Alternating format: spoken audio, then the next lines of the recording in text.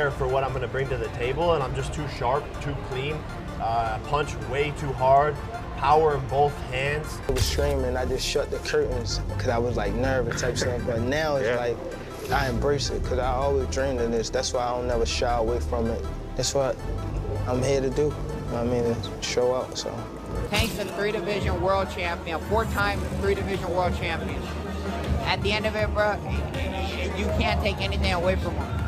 The tension in the room is thick as Jake Paul and Gervonta Tank Davis sit across from one another, eyes locked, confidence unshaken. Jake leans forward, speaking with the kind of conviction that comes only from obsession. He says that his growth as a boxer hasn't been a lucky streak, it's been earned through relentless training, setbacks, and self-belief. His goal is simple: to destroy Gervonta Davis and prove that he belongs among the best. Jake insists that his entire athletic life, from the world of social media to stepping into the professional ring, has led him here. Know what I've learned in the past year with my new coaches, the shape I'm in, the power I possess, and I'm just... When you break down what makes Gervonta Davis great, the list goes far beyond power. He's a complete technician, explosive in both hands, yet smooth and patient in his timing. He hits with frightening accuracy, waiting for that perfect opening that most fighters never even see. His defense is built on instinct. His head movement and positioning keep him just out of range, ready to counter in the blink of an eye. Tank's footwork is like choreography, precise and purposeful. He knows how to control every inch of the ring. His ability to adapt mid-fight separates him from almost everyone else in the sport. Davis himself has said it best: "I'm not just a puncher. I'm a fighter who knows how to break you down." He doesn't chase knockouts, he creates them. Every move he makes in the ring has intent. That's why he believes no matter how confident Jake Paul is, experience and instinct will always win over raw ambition. His training is taking a toll, but the cure is just as bitter as what ails him. I know I got to do it. 5 minutes? 5 would be good enough for you. They definitely went to the kids store and get this. That water ain't cold. We know that. I know, but... Get in the water, man. Just get in the water. You can't sit on the egg. Man, just get in there, man. No, give me the... The boxing world can't stop debating the matchup between Jake Paul and Gervonta Davis. It's one of the most unusual showdowns in recent memory, a crossover of worlds that were never meant to meet. Jake brings the size, the weight, and the power of a naturally bigger man. Davis brings the precision, the experience, and the championship mentality of a lifelong fighter. It's a pure clash of contrasts: entertainment versus elite technique, height versus history. Analysts have repeatedly pointed out that Jake's physical frame gives him a significant edge on paper. He's taller, heavier, and arguably more durable. But boxing isn't decided by size alone. For Tank, this fight isn't about survival, it's about teaching a lesson. His footwork, timing, and split-second reads are weapons Jake has never experienced. Those aren't skills learned in a few years, they're built through decades of discipline. As one commentator put it, Jake's size may be his biggest weapon, but Tank's experience is a loaded gun pointed right back at him. He spars people that are much heavier than him. And, man, that upper. Well, who do you got? I would have to bet on Gervonta, because for all the little things, all that, and the fact that he's not old. Yeah. Yeah. I think he makes up for the weight situation. Okay, so this is the first time that Jake Paul's fighting an actual boxing champion, an active, young boxing champion. Everyone else he's fought was either way older or like Tommy Fury, I think. Yeah, he was a legitimate boxer. Yeah. A legitimate boxer, but not a champion. Right. He's fighting a champion, although a very little champion compared to him. Yes. So this is sort of a, I don't know, man, like. If it wasn't Gervonta Davis, it was somebody else in that weight category. It'd be ridiculous. Yeah, it'd be ridiculous. But Gervonta, I mean, technique-wise and heart-wise, that makes it interesting. Again, kudos goes to Jake Paul because it kind of worked its way up, even though the guy is so much smaller. Yeah, look, I mean, I'm happy that Jake is bringing excitement to the sport and so forth, but you just have these like people fighting bears, and you know, there might be a boxing match with a weapon involved of some sort. Like people have sticks. Like I feel it's just getting more and more ridiculous. And really, outside of Crawford Canelo, there's really very little excitement over. Every expert agrees Jake Paul has never faced anyone close to Gervonta Davis's level. Tank's career is a catalog of elite names, world champions, undefeated contenders, knockout specialists, and technical wizards. He's fought and beaten every kind of fighter the sport can produce. Even Jake has publicly acknowledged that this fight is a massive leap forward. In multiple interviews, he's admitted that Tank Davis represents a new level of danger, a fighter who forces you to evolve or get exposed. Jake claims he's ready for that this is exactly the kind of challenge he's been chasing. But the truth is, he's stepping into unknown territory. Tank Davis is a man who's built his legacy on dismantling confident opponents. He's heard every kind of trash talk before, and every fighter who promised to shock the world eventually ended up humbled. Jake knows it too, and that awareness alone proves how seriously he's taking this fight.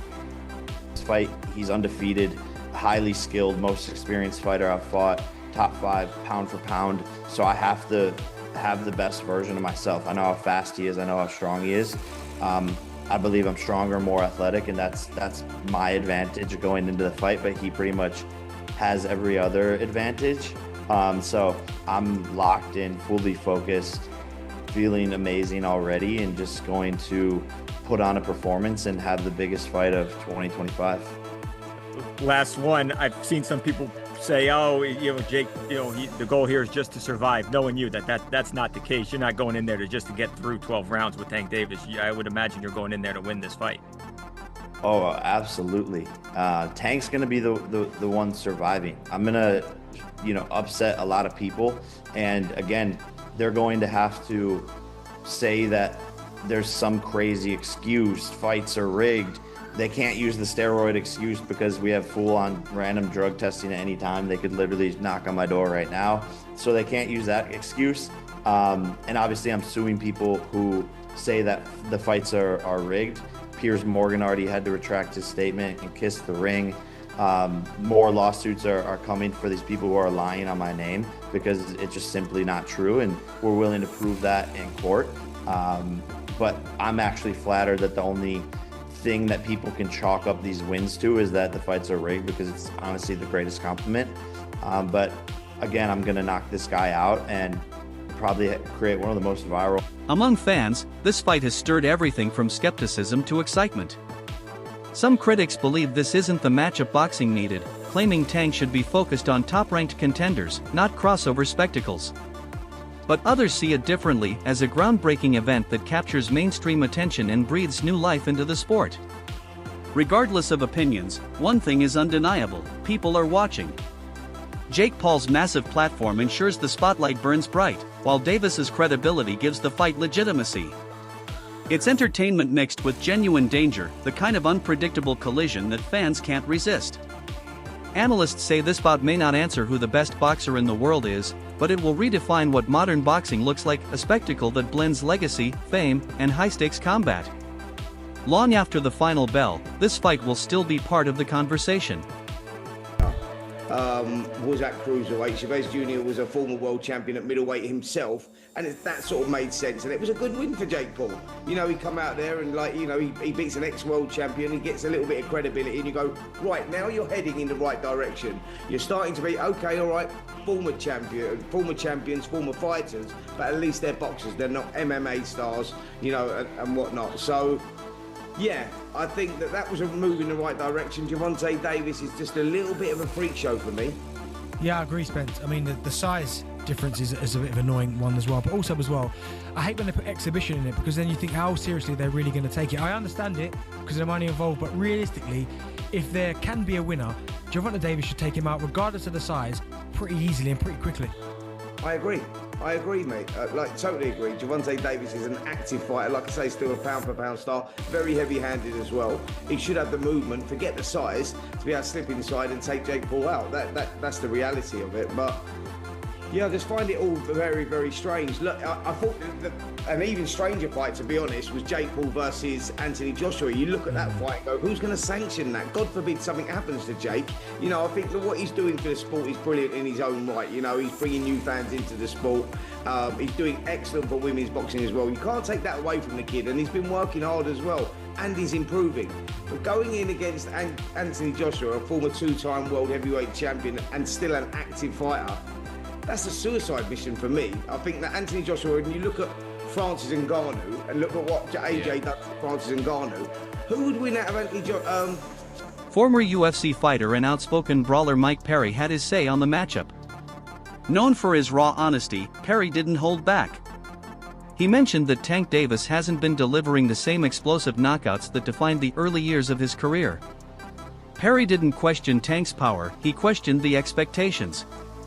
Fans have come to expect Davis to end every fight with a spectacular finish. That reputation brings pressure. Against Jake Paul, a heavier opponent who can take harder shots, the question becomes, can Tank still deliver that signature moment? Perry believes that this fight will be the one that either silences the doubters or reawakens the legend of Tank's knockout power. People want to see the old Tank again, Perry said. And if anyone can bring that fire out of him, it's a guy like Jake Paul who's got something to prove. Big Tank has a lot of skill, but I don't think he's the same Tank that we saw the most incredible knockouts. We saw him, I mean, Lamont Roach performed great. They went to draw, and, you know, I just don't know. And Tank walked away. I don't know if he loves it enough to beat a guy who outweighs him by 80. Respected boxing mind Teddy Atlas gave his own detailed breakdown. He praised Davis as a complete and calculated fighter, someone who doesn't just rely on instincts but on mastery. Tank does everything right, Atlas explained. His accuracy is surgical. His ring IQ is off the charts. He knows how to make adjustments on the fly. Atlas argued that Jake Paul's size advantage might grab headlines, but experience and craft always win when the gap is this wide. Jake's power is real, Atlas said, but so is Tank's control. And control beats chaos every single time. Davis has already handled pressure fighters, long-arm jab specialists, and one-punch knockout artists. Each time, he found a way to adapt. That's what makes him so dangerous, not just what he can do, but how quickly he can figure out what you're doing. Guy who, yeah, he's smaller, but he's a top fighter, he can punch. And he's fighting a guy who's not a top pro fighter, who's bigger. What if he hits him on the chin? What if he hits him on the chin? It'll wind up selling. And that's what'll wind up selling it. The what if. What if Tank makes him do a cha-cha? He hits him on the chin, and Jake Paul, we're gonna find out if he can dance. Whoa, whoa, whoa, whoa. You know, do the cha-cha. That's what's gonna sell it. And you can't argue that what if. You can't.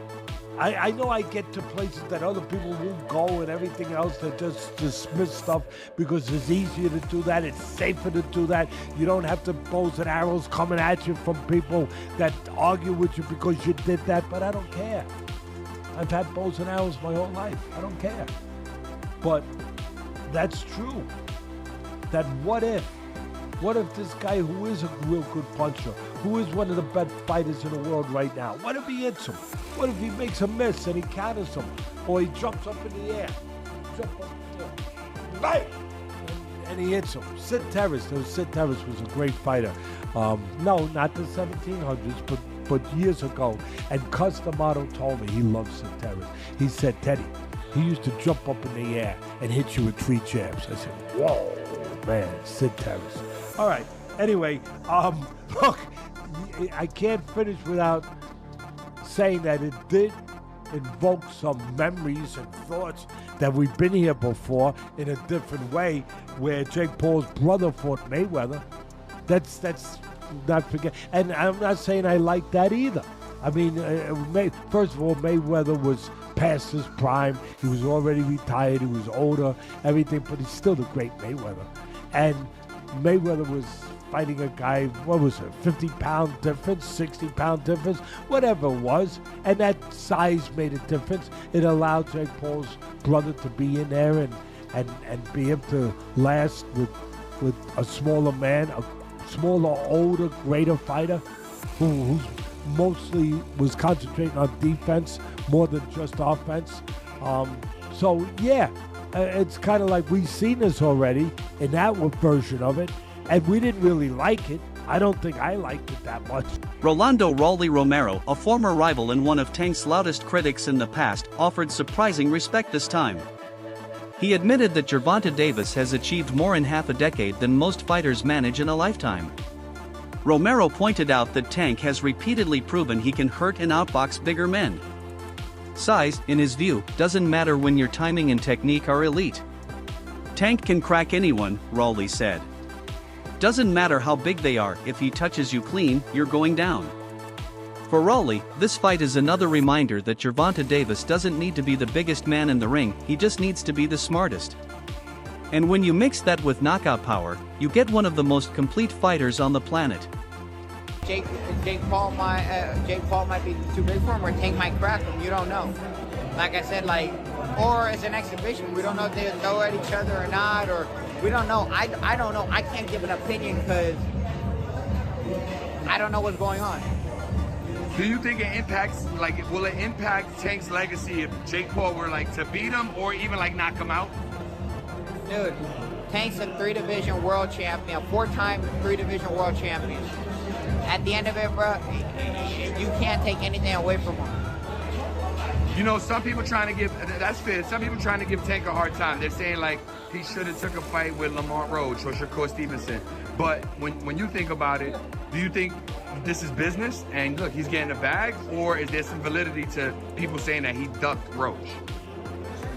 I mean, there's still other options, you know? It's bro, you can't be mad at somebody for doing what they feel is best for them.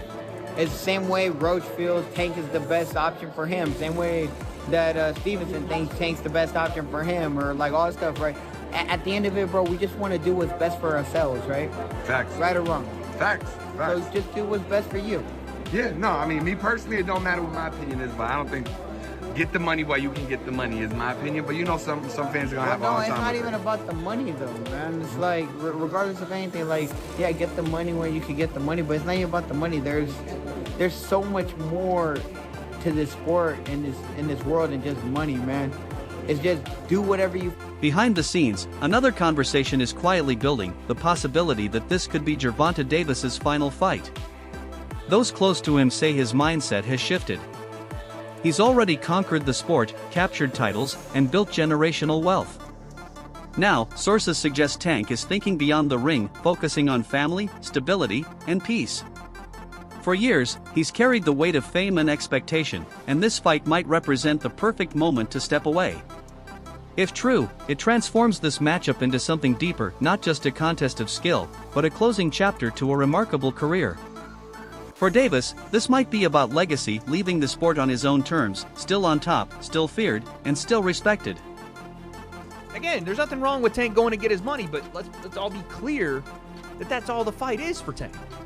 He's telling you without telling you that he's fighting Jake just because he's getting $40 million. So when we talk about boxing being dead, Tank has to line up at the front of the line. I can't blame him, but don't throw around, oh, boxing's dead and people switch sides and all of that. You chose not to be great. That's it. You chose not to be great. Stuff like that, choices like that will kill boxing. For sure. On a competitive level, it won't kill it on a business level. On a business level, until people run out of interest in these kind of matchups, it'll do well. On a competitive level, choosing not to fight the best will kill the sport. So maybe it's better if people like Tank aren't in the sport. And I don't even say that because I want that to be the case. I think Tank is ridiculously talented, but you can't want a fighter to fight more than what they want to. You can't. Tank fans or people that like Tank and think he's one of the best, you can't want it for him. And then Shakur came back with, that's how I know you soft. I can't even go back and forth with you soft ass. You'd rather pop to me on social media than get in that fire and get embarrassed. I get it. Peace and blessings upon you, cuz. He says, the people got your chest out so bad. You talking like you a killer, forgetting that you the one that runs, bitch. I'll be bring the fight to you. This dude, a made-up character. Quote, blessings upon you. Clown-ass dude, wanna be Kevin Gates. Oh my goodness. I mean, here's the thing though. You can't say that stuff about Shakur if you're not willing to fight him. This is the point I think that we're going to come to today, is that Tank can say all this stuff he wants, but if you're not willing to fight Shakur, then none of it means anything anymore. Even if you believe that Tank is going to knock him out, even if you believe that Shakur's a runner, or that he's not in the trenches, or he's not a boxer that's willing to bring the fight, or whatever, none of it matters. You're talking from the sideline because you won't fight it. What does that say about Tank? If you talk all that stuff, you... Analyst Max Kellerman added another layer to the discussion. He believes Davis took the Jake Paul fight as both a business move and a final statement. A fight against Jake guarantees enormous financial reward and unmatched global exposure without the grind of mandatory defenses or title politics. Kellerman explained, Tank doesn't need to prove he's a champion. He already is one. What he wants now is freedom, and this fight gives him exactly that. Still, Kellerman insists that when the bell rings, none of that will matter. Everything will come down to rhythm and control. If Jake can back Tank up, use his size, and keep him on the ropes, he could make things interesting. But if Tank gets comfortable, closes distance, and starts finding rhythm, it's only a matter of time before Jake feels real panic, and that's when Davis is at his deadliest. I personally think has been checked out for way longer than this last fight. I think he was checked out prior to the Roach fight. I thought this was all going to be in the works, where he was supposed to beat the 16-1 Roach and then go on to fight Jake Paul and then call it a career, because I think the people around him understood there wasn't much left in the tank for him in terms of his want or his desire to be here. He did an interview with Dan Canobio about 18 months ago where he was like, yeah, man, I just kind of want to raise my family. I don't know how much left of boxing for me. I don't want to see a therapist. I want to, I need to, but like I don't want to take away from my fighting. But I think it's time for me to do stuff like that. So I think the writing's been on the wall for Tank for a while. So that draw was kind of just like, I was on the way out anyway. I don't need to go back in there. And I said it at the end of that fight. I'm like, there's no way we see that rematch. He was so uncomfortable in that ring with Roach. He doesn't want to feel that again. He showed that night. So I'm not surprised that fight's not happening. I'm not even surprised he's fighting. And that wraps up today's breakdown of one of boxing's most talked about matchups. Whether it's legacy, spectacle, or sheer curiosity that brings fans to this event, one thing's for sure, when Jake Paul and Gervonta Davis step through those ropes, the world will be watching to see if power can conquer skill, or if experience will once again prove unbeatable. Stay tuned, because when that bell rings, history might just be made.